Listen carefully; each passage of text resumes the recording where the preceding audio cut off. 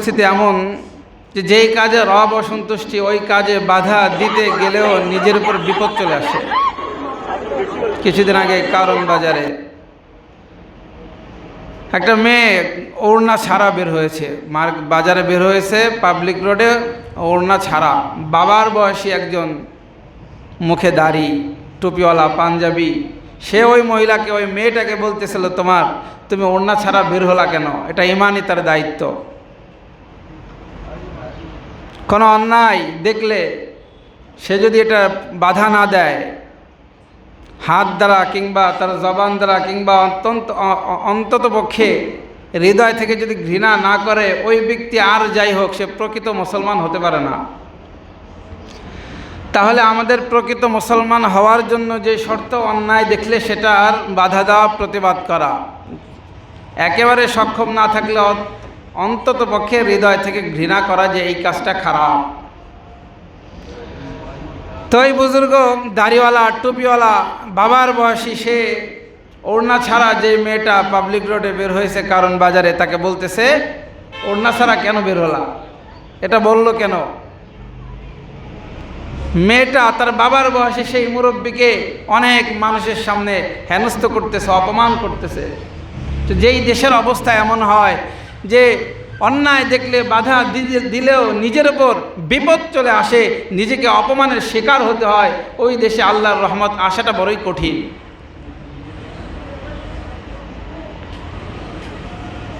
এইভাবে আমাদের আত্মীয় স্বজন, ছোট ভাই বোন, ছেলে মেয়ে একের পর এক মন চাহি জিন্দেগির দিকে চলে যাইতেছে, যাইতে যেন না পারে। এটা অভিভাবকদের দায়িত্ব। প্রত্যেক অভিভাবক তার দায়িত্ব সম্পর্কে কিয়ামতের ময়দানে জিজ্ঞাসিত হবে। আলা কুল্লুকুম রাঈন ওয়া কুল্লুকুম মাসউলুন আন রাঈয়াতিহি। প্রত্যেক দায়িত্বশীল তার দায়িত্ব সম্পর্কে আল্লাহ তাআলার আদালতের কাঠগড়ায় দাঁড়ায় তাকে জবাব দিতে হবে যে, বলো, তোমার অধীনে তোমার মেয়ে কেন বেপরদায় বাইরে বের হলো? তোমার অধীনস্থ তোমার সন্তান কেন তোমার অধীনস্থ থাকা অবস্থায় এত এত অপরাধের সাথে কেন যুক্ত হলো? কেন তোমার স্ত্রী বেপরদায় বাইরে বের হলো? কেন তোমার স্ত্রী অপরাধগুলো করলো? তার সব দায়িত্ব সম্পর্কে আল্লাহ পাক রব্বুল আলামিন কিয়ামতের ময়দানে তাকে জিজ্ঞেস করবেন। এজন্য আমাদের অধীনস্থ, আমাদের পরিবারের কেউ কখনো যেন মন চাহি জিন্দেগির দিকে চলে না যায়। খেয়াল রাখতে হবে তার প্রত্যেকটা কার্যক্রম রব চাহি জিন্দেগির দিকে হচ্ছে কিনা। যদি না হয় বাধা দিতে হবে। নিজের পরিবারকেই তো বাধা দিই না, বাইরের মানুষকে কীভাবে বাধা দিব? দিনের পর দিন নিজের পরিবার, ছেলে মেয়ে, স্ত্রী নামাজ পড়তেছে না, কোনো ভ্রুক্ষেপ নাই, কত চিন্তা। হায়, মানে নিজের সন্তানকে উচ্চ শিক্ষায় শিক্ষিত করার জন্য কত চিন্তা। যদি পরীক্ষায় ফেল করে, চিন্তার শেষ নাই। বহু চিন্তা নিয়ে ওই মা বাবা ঘুরতেছে যাদের সন্তান এসএসসি পরীক্ষা দিচ্ছে। কত টেনশন, কত পেরেশানি। অথচ দিনের পর দিন তার সন্তান নামাজ পড়তেছে না, কোনো পেরেশানি নাই, কোনো টেনশন নাই। ওই মা বাবার পর আল্লাহ তাআলার লানত। দুনিয়ার জন্য এত ব্যস্ততা, দুনিয়ার জন্য এত ব্যস্ততা, এত পেরেশানি যে পরীক্ষায় ফেল যদি করে সন্তান কি হবে? কত চিন্তা। এত টাকা খরচ করে পড়াইলাম, এরপরেও যদি এসএসসি পরীক্ষায় ফেল করে, কি দুশ্চিন্তা নিয়ে ঘোরে। অথচ দিনের পর দিন, সপ্তাহের পর সপ্তাহ নামাজ পড়তেছে না, ওই মা বাবার কোনো চিন্তা হচ্ছে না। অভিশাপ, আল্লাহ তাআলার লানত ওই মা বাবার পর। এই জন্য আমাদের সন্তানেরা, আমাদের ছেলেমেয়েরা যেন মন চাহি জিন্দেগির দিকে চলে না যায়, রব চাহি জিন্দেগির দিকে নেওয়ার জন্য সর্বোচ্চ চেষ্টা করতে হবে। আল্লাহ পাক আমাদেরকে বুঝার তৌফিক দান করেন। আল্লাহ পাক রব্বুল আলামিন আমাদেরকে যেই ধর্ম দিলেন, এটা ইন্নাদ দীনা ইনদাল্লাহিল ইসলাম, আল্লাহ তাআলার কাছে মনোনীত ধর্ম। এটা এমন একটা ধর্ম যেই ধর্ম আমাদেরকে সব কিছু শেখায়। ইসলাম আমাদেরকে সব কিছু শেখায়। কিভাবে রাস্তা দিয়ে হাঁটতে হবে সেটাও ইসলাম আমাদেরকে শেখায়, কিভাবে ঘুমানোর সময় ঘুমাইতে হবে এটাও ইসলাম আমাদেরকে শেখায়, কিভাবে খাবার খাইতে হবে এটাও ইসলাম আমাদেরকে শেখায়, কিভাবে ব্যক্তি জীবন গড়তে হবে এটাও ইসলাম আমাদেরকে শেখায়, কিভাবে পারিবারিক জীবন গড়তে হবে সেটাও ইসলাম আমাদেরকে শেখায়, কিভাবে সামাজিক জীবন গড়তে হবে এটাও ইসলাম আমাদেরকে শেখায়, কিভাবে রাষ্ট্রীয় জীবন গড়তে হবে এটাও ইসলাম আমাদেরকে শেখায়, কিভাবে আন্তর্জাতিক জীবন গড়তে হবে সেটাও ইসলাম আমাদেরকে শেখায়, কিভাবে মানুষের সঙ্গে আচার ব্যবহার করতে হবে, লেনদেন করতে হবে, ব্যবসা বাণিজ্য করতে হবে, চাকরি বাকরি করতে হবে, সব কিছু আমাদেরকে ইসলাম শেখায়। রাস্তা দিয়ে কোন পথে চলবে ইসলাম শেখায়, ডান রাস্তা দিয়ে চলার সময় ডান পাশ দিয়ে চলতে হবে, খাবার খাওয়ার সময় ডান পাশ দিয়ে শুরু করতে হবে, বিসমিল্লাহ বলে শুরু করতে হবে, ঘুমাইতে হবে কিভাবে, ঘরে ঢুকতে হবে কিভাবে, বের হতে হবে কিভাবে, জুতা পরিধান করতে হবে কিভাবে, কাপড় পরিধান করতে হবে কিভাবে, গোসল করতে হবে কিভাবে, সব কিছু আমাদেরকে ইসলাম শেখায়। একজন কাফের এক সাহাবীকে জিজ্ঞাসা করতেছে, তোমাদের ইসলাম তোমাদেরকে যে সব কিছু শেখায়, প্রসাব পায়খানা কিভাবে করতে হবে এটাও কি তোমাদের ইসলাম তোমাদেরকে শেখায়? আল্লাহ নবীর সাহাবী জবাব দেয়, বালা, অবশ্যই, কিভাবে প্রসাব পায়খানা করতে হবে এটাও ইসলাম আমাদেরকে শেখায়, এটাও আল্লাহর নবী আমাদেরকে শিখিয়েছেন, সব কিছু ইসলাম আমাদেরকে শেখায়। অথচ সব কিছু আমরা করতেছি মন চাহি জিন্দেগির মতো।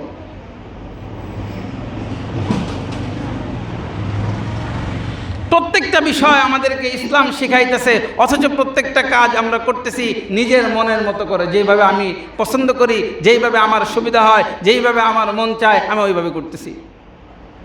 এটা মন চাহি জিন্দেগি। মন চাহি জিন্দেগির পর আল্লাহ তাআলা লানত, রব চাহি জিন্দেগি আল্লাহ তাআলা আমাদের সবাইকে করার তৌফিক দান করেন।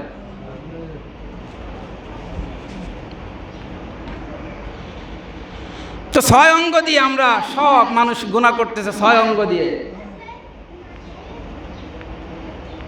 চোখ দিয়ে মানুষ গুনাহ করতেছে, কান দিয়ে মানুষ গুনাহ করতেছে, হাত দিয়ে মানুষ গুনাহ করতেছে, পা দিয়ে মানুষ গুনাহ করতেছে, হাড়বিহীন 2 অঙ্গ দিয়ে মানুষ গুনাহ করতেছে। এই অঙ্গগুলো ঠিক করতে পারলে, এই 6 অঙ্গ দিয়ে আমি যদি যেই কাজ করি 6 অঙ্গ দিয়ে, ওই কাজে যদি ফিকির করি যে আল্লাহ সন্তুষ্ট হচ্ছেন কিনা বিবেচনা করি, আর যদি দেখি আল্লাহ অসন্তুষ্ট হচ্ছেন সেই কাজ থেকে ফিরে আসি, তাহলে আমাদের জন্য কি এই 6 অঙ্গের পর কি আল্লাহ তাআলা আমাদের পর রহমত বর্ষণ করবেন। 6 অঙ্গ দিয়ে আল্লাহ তাআলা ভালো পথে এই 6 অঙ্গকে পরিচালিত করবেন। কোনো কাজ যদি আল্লাহ তাআলার ভালো লেগে যায়, হ্যাঁ, ওই বান্দাকে ভালোর উপরেই আল্লাহ তাআলা অটল এবং অবিচল রাখেন। কোনো নামাজ যদি আল্লাহ তাআলার পছন্দ হয়ে যায়, পরের ওয়াক্ত নামাজ পড়ার তৌফিক আল্লাহ পাক তাকে দান করেন। 5 ওয়াক্ত নামাজ যদি 5টা আঙ্গুলের পরও আমরা রাখি, এই যে আমরা 5টা আঙ্গুল রাখলাম, প্রথম এই আঙ্গুল থেকে এই আঙ্গুল পর্যন্ত অনেক বড় একটা ফাঁকা জায়গা। দেখেন ফজর থেকে জোহর পর্যন্ত অনেক লম্বা একটা সময়, জোহর থেকে আসর পর্যন্ত মোটামুটি একটা লম্বা সময়, আসর থেকে মাগরিব পর্যন্ত অল্প একটু সময়, এই যে এখান থেকে এখান পর্যন্ত অল্প একটু সময়, আবার মাগরিব থেকে ঈশা পর্যন্ত আর একটু বড় একটা সময়। আল্লাহ রাসূল সাল্লাল্লাহু আলাইহি সাল্লাম বলেন, কেউ যদি 5 ওয়াক্ত নামাজ পড়লো, কোনো বান্দা সে 5 ওয়াক্ত নামাজ পড়লো, নামাজ যদি পড়তে পারে, তাহলে তার মাঝে যেই ফাঁকা জায়গাগুলো আছে, যেই ফাঁকা সময়গুলো আছে, ওই সময়ের মধ্যে তার যেই সগীরা গুনাহগুলো রয়েছে, আল্লাহ পাক রব্বুল আলামিন তার সব গুনাহ মাফ করে দেবেন। বলেন না সুবহানাল্লাহ। আবার ঈশা থেকে ফজর পর্যন্ত অনেক লম্বা একটা সময়, এই সময় কেউ ঈশার নামাজ পড়লো, আর ঈশার নামাজ পড়ার পর অর্ধেক রাত পর্যন্ত ইবাদতের মধ্যে গণ্য হয়ে যাবে, সুবহানাল্লাহ বলি। আর ফজরের নামাজ পড়লে পুরো রাত তার ইবাদতের মধ্যে গণ্য হয়ে যাইতেছে। তাহলে 5 ওয়াক্ত নামাজ কেউ যদি পড়ে, তার জিন্দেগির সব কি সগীরা গুনাহ মাফ হয়ে যাইতেছে। আর এক জুমা থেকে আরেক জুমা পর্যন্ত কেউ, এই যে আজকের জুমা পড়তেছেন, সবাই আসছেন, আগামী জুমা এই মানুষগুলোই যদি আগামী জুমা নামাজ পড়তে আসে, তাহলে এক জুমা থেকে আরেক জুমা পর্যন্ত মধ্যবর্তী যে সময়গুলা, এই সময়ের সমস্ত সগীরা গুনাহ আল্লাহ তাআলা মাফ করে দিবেন। আবার এক রমজান, বিগত রমজান, এক রমজান তো পার করলাম, সামনে রমজান পর্যন্ত, এক রমজান থেকে আরেক রমজান পর্যন্ত যদি আমরা ইবাদত করি, তাহলে এই রমজানের মধ্যবর্তী সময়ে যেই গুনাহগুলো সগীরা গুনাহ, সব গুনাহ আল্লাহ পাক রব্বুল আলামিন মাফ করে দেবেন। বলেন না সুবহানাল্লাহ। তাহলে অনেকে বলবেন, সব যদি আল্লাহ তাআলা গুনাহ মাফ করে দেয়, তাহলে প্রতিদিন 5 ওয়াক্ত নামাজ পড়ার লাভটা কি? প্রতি সপ্তাহে জুমার নামাজ পড়ার প্রয়োজনটা কি? এক রমজান থেকে আরেক রমজান পর্যন্ত শুধু 2 মাসে ইবাদত করলেই তো সব গুনাহ মাফ হয়ে যাইতেছে। দরকার কি প্রতিদিন নামাজ পড়ার? দরকার কি প্রতি সপ্তাহে জুমার নামাজ আদায় করবার? শুধু রমজানে ইবাদত করলেই তো চলে। এটার আঞ্চলিক একটা বাস্তবতা আছে, যেটা দ্বারা আমাদের এটা মানে সুস্পষ্ট হয় যে কিভাবে যে আমাদের 5 ওয়াক্ত নামাজ পড়তে হবে কিনা, গুনাহ মাফ হওয়ার যে বিষয়টা। যাদের বয়স অনেক বেশি, এই আধুনিক যন্ত্র আসার আগে মানুষ পানি যেইভাবে খাইতো, ফিল্টার করতো মানুষ। আগের মানুষ 50, 60, 70 বছর আগে মানুষ যেইভাবে ফিল্টার করতো, প্রথমে একটা হাঁড়ি দিত, যে হাঁড়ির মধ্যে শুধু বালু থাকতো, দ্বিতীয় হাঁড়ির মধ্যে শুধু কয়লা থাকতো, তৃতীয় হাঁড়ির মধ্যে পাথর থাকতো, প্রত্যেকটা হাঁড়ির নিচে একটু ছিদ্র করা থাকতো, আর এরপরে লাস্টের হাঁড়িতে থাকতো ছিদ্রহীন একটা হাঁড়ি, পাতিল, যেই পাতিলের মধ্যে পরিষ্কার পানিটাই শুধু পড়তো। প্রথম হাঁড়ির মধ্যে যেই পানিগুলো দেওয়া হতো, এটা ওই আর্সেনিক আয়রন যা আছে এগুলো বালুতে কিছুটা চুষে নিত, আর এরপরে কয়লার হাঁড়িতে যেই পানিটা পড়তো এখানে মোটামুটি একটু ভালো, কিন্তু পরিপূর্ণ ভালো না। সেই পানির মধ্যেও কোনো ময়লা আবর্জনা, আয়রন, আর্সেনিক থাকলে কয়লা সেটা চুষে নিত। এরপরে পাথরের হাঁড়িতে পানি পড়তো, সর্বশেষ কোনো ময়লা যদি থাকতো পাথর সেটা চুষে নিত। এরপরে লাস্টে যে হাঁড়ি, ওই হাঁড়িতে স্বচ্ছ পরিষ্কার পানি পড়তো। ঠিক এইভাবে আমাদের গুনাহগুলো মাফ হয়। 5 ওয়াক্ত নামাজের দ্বারা বালুর ফিল্টারের মতো আমাদের গুনাহগুলো মাফ হয়। এক ওয়াক্ত প্রথম এক জুমা থেকে আরেক জুমা পর্যন্ত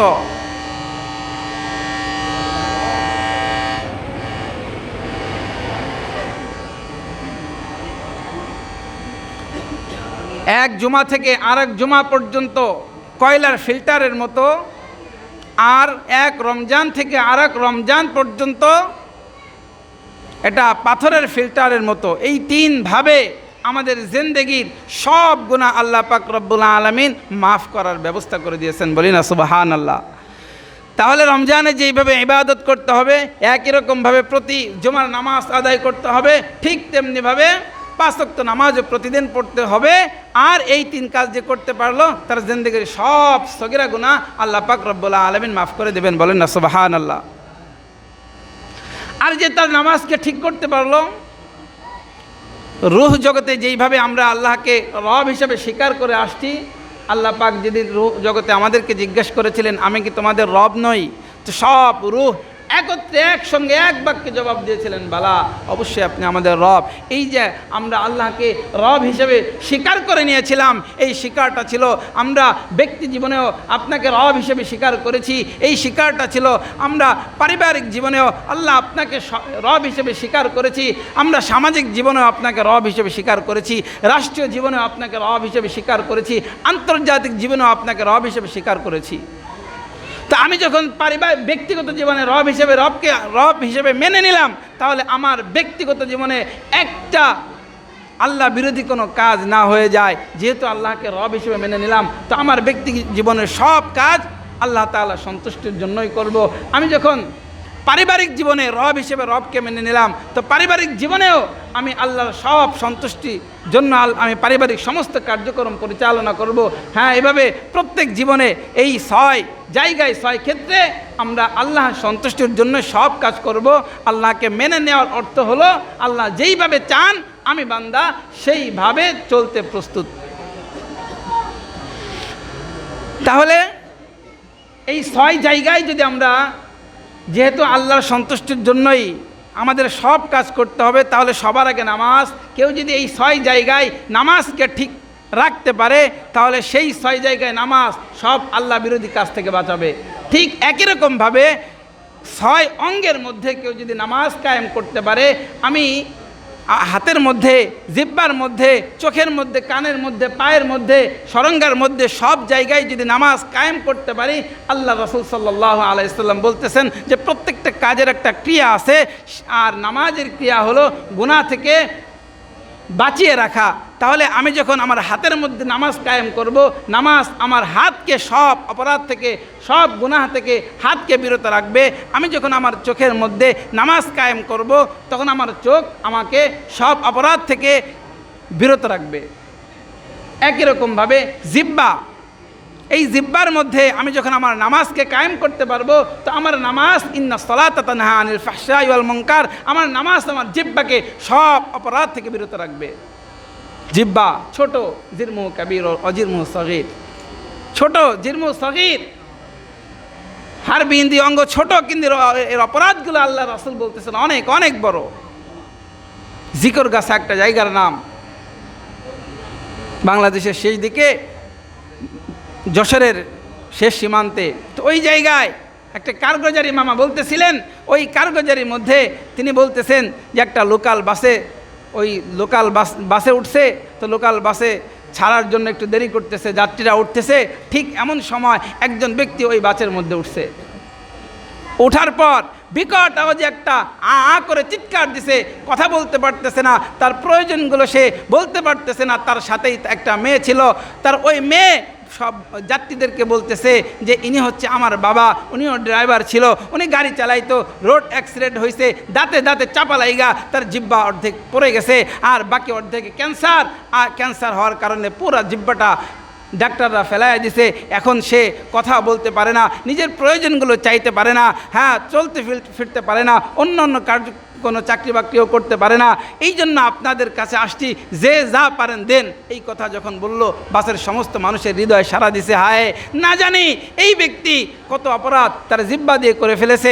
অনেক অ্যাক্সিডেন্ট হয়, অনেকের হাত চলে যায়, অনেকের পা চলে যায়, অনেকের অনেক ধরনের ক্ষতি হয়, কিন্তু জিহ্বা তো, এই অ্যাক্সিডেন্টে জিহ্বা তো মানুষের চলে যায়, এমন ঘটনা তো খুব কম। এই ব্যক্তির জিহ্বা চলে গেছে, না জানি সে তার জিহ্বা দিয়ে কোন অপরাধ করে ফেলেছে, রব সহ্য করতে পারে নাই, বিদায় আল্লাহ পাক তার জিহ্বাটা কেড়ে নিয়েছে। আর আমরাও যদি আমাদের জিহ্বা দিয়ে কোনো অপরাধ করি, মিথ্যা কথা বলি, মানুষকে কষ্ট দেই, জিহ্বা দিয়ে এমন এমন কথা বলি যে আমার প্রতিবেশী চাচা তার হৃদয়ে আঘাত লাগে, ভাতিজার হৃদয়ে আঘাত লাগে, জিহ্বা দিয়ে এমন কথা মানুষ বলে যে তার স্ত্রীর হৃদয়ে আঘাত লাগে, জিহ্বা দিয়ে মানুষ এমন কথা বলে তার মার হৃদয় পর্যন্ত আঘাত লাগে, বাবার হৃদয়ে আঘাত লাগে। এই যে জিহ্বা দিয়ে অপরাধগুলো করতেছে, আল্লাহ পাক রব্বুল আলামিন বলেন, আলাম নাজআল লাহু আইনাইন ওয়া লিসানা ওয়া শাফাতাইন, কথা বলার জন্য আমি কি তোমাকে দুইটা ঠোঁট, একটা জিহ্বা দিই নাই? এই জিহ্বা আমার মা আমাকে দেয় নাই, এই জিহ্বা আমি নিজের কোনো অর্জনের দ্বারা পাই নাই, বাবা দেয় নাই, এই জিহ্বাটা আল্লাহ তাআলা আমাকে দিলেন কথা বলার জন্য।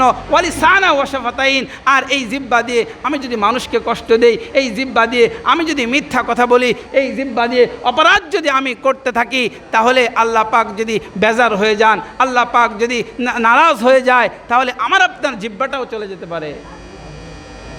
ওয়ালিসানা ওয়া শাফাতাইন, আলাম নাজআল লাহু আইনাইন, চক্ষু আল্লাহ তাআলা বলে এই চক্ষুটা আমি কি আল্লাহ তোমাকে দুইটা চক্ষু দিই নাই?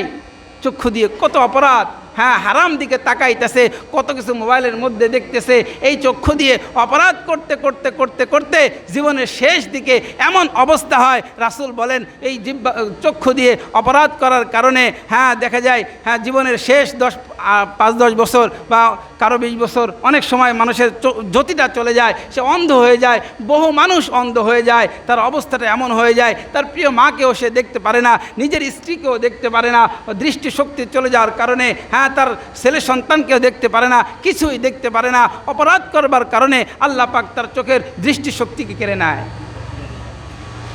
তাহলে আমাদের এই চোখ আল্লাহ পাকের বড় নিয়ামত, আর নিয়ামতের শুকরিয়া আদায় করার অর্থ হলো যিনি নিয়ামত দিয়েছেন এই নিয়ামতকে তার সন্তুষ্টির জন্যই ব্যবহার করা। যিনি আমাদের এই অঙ্গগুলো দিয়েছেন, এই অঙ্গর শুকরিয়া আদায় করার অর্থ হলো আল্লাহ তাআলা এই নিয়ামতগুলো আমাকে দিয়েছেন, এই নিয়ামত দিয়ে ওইভাবেই নিয়ামতগুলো ব্যয় করা, ওইভাবে আমাদের হাত, আমাদের পা, আমাদের চক্ষু, আমাদের কর্ণ, আমাদের জিহ্বা, এই সব অঙ্গগুলো আল্লাহ তাআলার সন্তুষ্টির জন্যই ব্যয় করা, তখন হবে নিয়ামতের শুকরিয়া আদায় করা।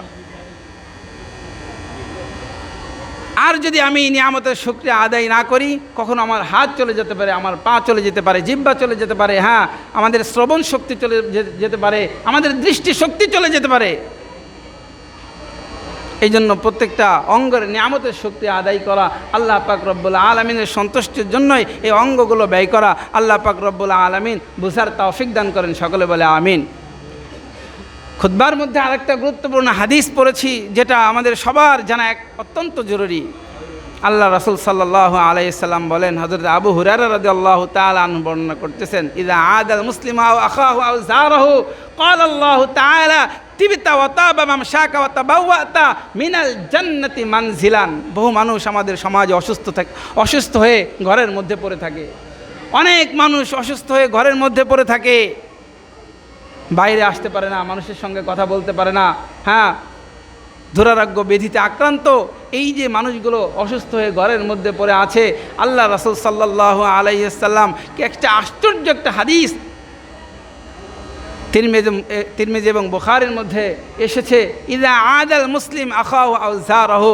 আল্লাহ রাসূল সাল্লাল্লাহু আলাইহি ওয়াসাল্লাম বলতেছে, যখন কোনো মুসলমান আরেকজন মুসলমান অসুস্থ ব্যক্তিকে দেখতে যায়, একজন মুসলমান আরেকজন অসুস্থ মুসলমানকে দেখতে যায়, অথবা তার খোঁজখবর নেওয়ার জন্য যায়, যে দেখি হ্যাঁ অমুক ব্যক্তি কি অবস্থা, কোন হালাতের মধ্যে আছে, হ্যাঁ এত দিন ঘরের মধ্যে পড়ে আছে, একটু খোঁজখবর নিয়ে আসি।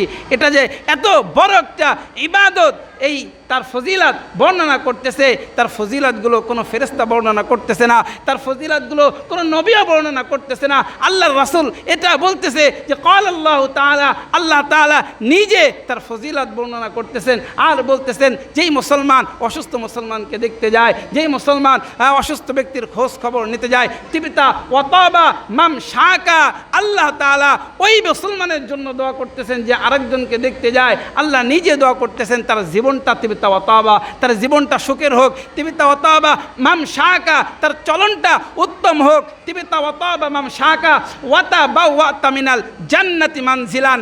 আর সে এত মহৎ একটা কাজ করেছে, অসুস্থ মুসলমানকে দেখতে গেছে, এটা আমি আল্লাহ তাআলার কাছে এত প্রিয়, এত প্রিয়। ওয়া তাবাওয়াতা মিনাল জান্নাতি মানজিলান, আল্লাহ নিজে বলতেছে ওই ব্যক্তি অসুস্থ ব্যক্তিকে দেখতে যাওয়ার কারণে ওয়া তাবাওয়াতা মিনাল জান্নাতি মানজিলান, জান্নাতের মধ্যে সে একটা ইমারত তৈরি করে ফেলছে। সুবহানাল্লাহ বলি না, অনেক বড় একটা ইবাদত। সমাজের বহু মানুষ অসুস্থ হয়ে ঘরে পড়ে থাকে, অসুস্থ হয়ে ঘরের মধ্যে পড়ে থাকে। আমরা এই অসুস্থ ব্যক্তিদেরকে যদি দেখতে যাই, তাহলে হাদিস অনুযায়ী আল্লাহ রাসূল সাল্লাল্লাহু আলাইহি ওয়াসাল্লামের প্রত্যেকটা হাদিস দিনের আলোর চেয়েও স্পষ্ট। আমরা চোখে যেটা দেখি, এটা এই চোখের দেখার চেয়েও আল্লাহর হাদিস, আল্লাহ রাসূল সাল্লাল্লাহু আলাইহি ওয়াসাল্লাম হাদিসগুলো এর চেয়েও বেশি প্রমাণিত। সুতরাং এই হাদিসের উপরে আমরা আমল করব, অসুস্থ ব্যক্তিদের খোঁজ খবর নিব, দেখতে যাব, সামর্থ্য থাকলে কিছু অর্থ তাদেরকে দিব। আর তাহলে এর দ্বারা কি হবে, আল্লাহ তাআলা আমাদের জীবনকে সুন্দর করে দিবেন, আমাদের চলনকে উত্তম করে দিবেন, জান্নাতের মধ্যে একটা ইমারত তৈরি আল্লাহ তাআলা করে দিবেন। আল্লাহ পাক রব্বুল আলামিন উক্ত বিষয়গুলো বুঝে আমল করার তৌফিক দান করেন। ওয়া আখিরু দাওয়ানা আনিল হামদুলিল্লাহি রাব্বিল আলামিন। যারা সুন্নাত পড়েনি কবলাল জুমা 4 রাকাত সুন্নাত পড়ে নেই।